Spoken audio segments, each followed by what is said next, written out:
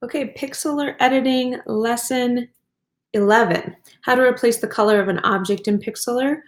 We've done a little bit of this. This is just another option for doing kind of the same thing. So the example they give you on the tutorial that we've been following is a graphic of Coca-Cola bottles that are all yellow. And they're showing how, well, what if you want each one to be a different color? You would select color replacement tool and select a different color each time. You can do it that way where you're changing a series of things in a photograph, or I'm going to show you another way to use it. Either way, you're accomplishing the same thing for this lesson, which is changing the color of an object. So join me over here. Show you a couple of examples. So the first one I have opened up is a still life picture of some LaCroix cans. And they're 3 different colors. So some options you have at this point would be to change each color, or I could have them all 3 be unified and kind of have the same color. So start by opening up a picture that you're going to change the color of an object. It works really good if you have a series. Remember, when you use the color replacement tool, you need to have it actually be a color. So it can't be highlight, low light, can't be white or black. Gray and silver doesn't really work either. The brighter the object, the better. So I've picked some LaCroix cans here. I've unlocked my layer. When I opened it up, zoom in, use your navigator, open it up, and get as close as you can. And then, of course, color replacement tool is not the same as the paintbrush tool. So make sure you are selecting that option. So color replacement. And when you click that, you have a few options. It usually defaults to the spray paint one. Remember, that kind of gives it that diffused look. You can have it be a traditional paint, and you can have the diameter go up a little bit more. It doesn't have to be that teeny tiny spot that they give you. At this point, I'd also like to change my tolerance to be all the way up. So it started in the middle and bring it all the way to the right so that we do make it really intense for as much as it will go. Then you get to pick your color that you're going to use. Again, you can use any of these options. Use the toggle here, cursor, and choose a color. I'm just going to have this be a red this time. So I'm going to click OK. So there's my color replacement tool. My layer's unlocked. And at this point, you just start painting, really. And you'll notice I have a white background, so nothing is going to be affected. So I didn't actually need to lasso anything because it won't go where there's silver or white. So there's one can. It was the shadowed one. This one will be brighter because of just where the lighting hits it. And there's the third one.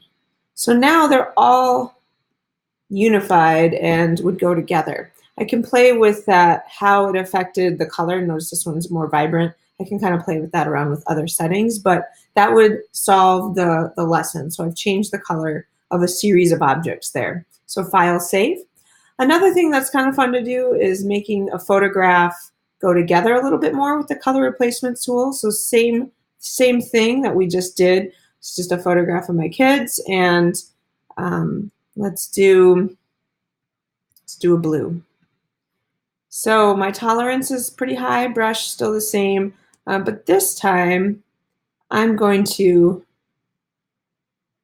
paint their shirts. Now, you'll notice it painted his arm a little bit. So that's something, and his neck right there. That's something that you would want to go down in the brush, size and tolerance. So if that's happening to you, I'm going to go back to open image, and I'm going to adjust those things to make this work a little bit better for what I'm doing.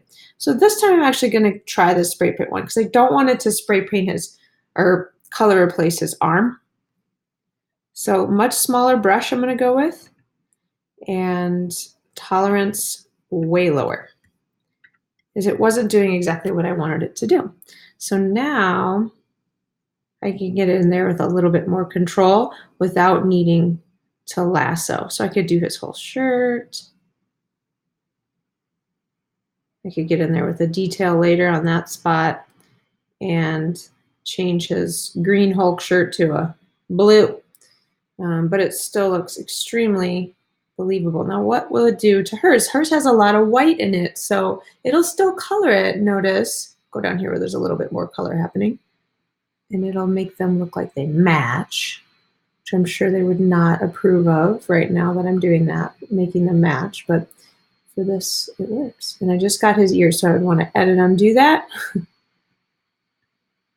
So you can see the picture you're choosing to use. You're going to want to think about it. Changing the color of an object without lassoing it can be tricky. Like this little area I'm trying to work in right there. I'm going to have to get a smaller brush to finish that part. I'm trying not to get her necklace. And again, I have to get a smaller brush to get those details if I wanted it just right. And I'll keep going here. And so on. So you can see the value in taking the time to lasso something first. It would be a lot easier, but of course, I still can accomplish what I want to and make them look like they are matching.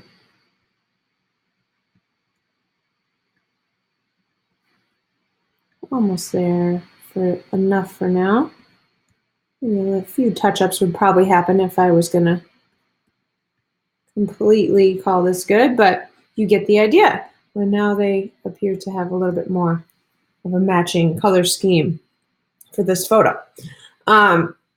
So that would also solve changing the color of an object or change the color of their shirts. Notice it took a little more kind of finagling and figuring out exactly what the brush size is and the tolerance was. But either one would solve the problem. You file, save, and make sure you have your before and after for me on that document.